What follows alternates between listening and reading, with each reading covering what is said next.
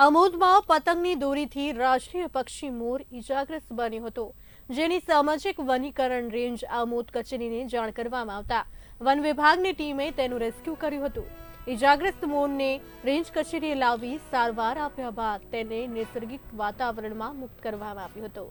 Amod range forest officer Ramesh ચૌહાણે જાહેર જનતાને અપીલ કરી જણાવ્યું કે આપણી મજા અન્ય માટે સજા ન બને તેવી રીતે ઉત્તરાયણ પર્વની ઉજવણી કરવી જોઈએ।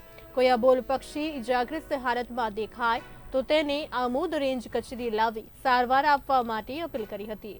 વધુમાં તેમણે જણાવ્યું હતું કે રેન્જ કચેરીએ રેસ્ક્યુ સેન્ટર શરૂ કરવામાં આવ્યું છે, જેમાં વન વિભાગના અધિકારીઓ તેમજ સામાજિક સંસ્થાના કાર્યકરો પણ સેવા આપી રહ્યા છે। ઉત્તરાયણનો પર્વ તમે ઉજવો, પણ મૂંગા પક્ષીઓનું પણ તમે થોડીક સાર સંભાળ રાખો।